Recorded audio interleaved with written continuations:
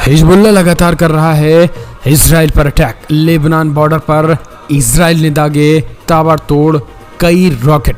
जी हां, आपको बता दें, हमास जंग के बीच अब ईरान ने दी थी धमकी, अब कुछ वैसा ही दिखाई देता दिख रहा है। इजराइल को 2-3 मोर्चे पर जो है वो मुश्किलों का सामना करना पड़ सकता है। आपको बता दें, लेबनान का आतंकी संगठन हिजबुल्लाह ने भी अब एंटी टैंक गाइडेड मिसाइलों से इजराइल पर हमला कर दिया है। इजराइल के कुछ रिहायशी इलाके में वो गिरे भी हैं।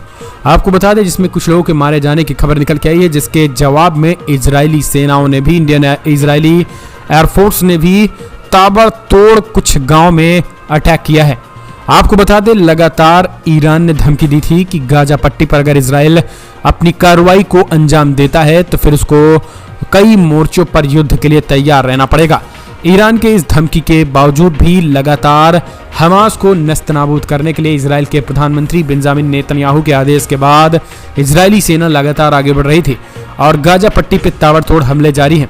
लेकिन इन सब के बीच अब खबर निकल के आई कि ईरान के विदेश मंत्री और लेबनान के राष्ट्राध्यक्ष से मुलाकात हुई, जिसमें हिजबुल्लाह के भी संगठन के कुछ लड़ाके थे। बातचीत में ये चीज़ें क्लियर हो चुकी हैं कि हिजबुल्लाह जो है वो लेबनान के में रह करके वो इजराइल पर अटैक करेगा, जिसके बाद एंटी गाइडेड टैंक मिसाइलों से जो है वो हमला किया। कुछ मोर्टार भी दागे कि कुछ रॉकेट भी जो है वो दागे गए हैं हिजबुल्लाह की तरफ से, जिसके बाद इजराइल ने भी ताबड़तोड़ हमले किए।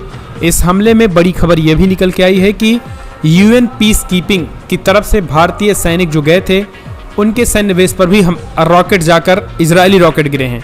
हालांकि इजराइल ने इसको लेकर कहा है कि गलती से जाकर गिरे हैं। उनका मकसद यूएन पीस कीपिंग के सिक्योरिटी सुरक्षा गार्डों पर निशाना बनाना नहीं था।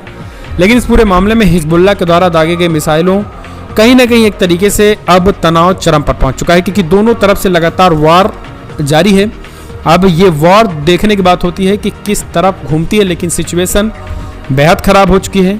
सिचुएशन यहाँ तक पहुँच चुका है कि अब इसमें कई और देश कूदने को बेकरार हैं। इसमें कई और देश जो है वो कूदने की तैयारी कर रहे हैं और खबर निकल के आई है कि अगर ऐसा होता है तो सिचुएशन जो है वो कहीं ना कहीं एक तरीके से खराब हो जाएगी और तनावपूर्ण सिचुएशन बनी होगी। तो तनावपूर्ण इस सिचुएशन को लेकर के अब खबर निकल के आई है कि पूरी तैयारी जो है वो देखने को मिले। तो कमेंट्स माध्यम से आप अपने सुझाव देना ना भूलें। आपको क्या लग रहा है कि जिस तरीके से एक तरफ ये कहा जा रहा है कि एंटी टैंक गाइडेड मिसाइल से हमला, एक तरफ ईरान धमकी दे रहा है इजराइल को, इजराइल उसके बावजूद भी गाजा पट्टी पर हमले की तैयारी कर रहा है। तो लगातार सिचुएशन खराब होने के बीच आप इसे कैसे देखते हैं, अपने सुझाव देना ना भूलें। दोस्तों, आपको क्या लग रहा है कि क्या वाकई में गाजा इस तरीके से जो वो हमले करेगा, खास करके हिजबुल्लाह इस तरीके से ख़त्म कर देगा? कितना आसान है? आप अपने सुझाव दें, कमेंट्स माध्यम से अपने सुझाव देना ना भूलें। इस वीडियो में इतना ही। जय हिंद, जय भारत।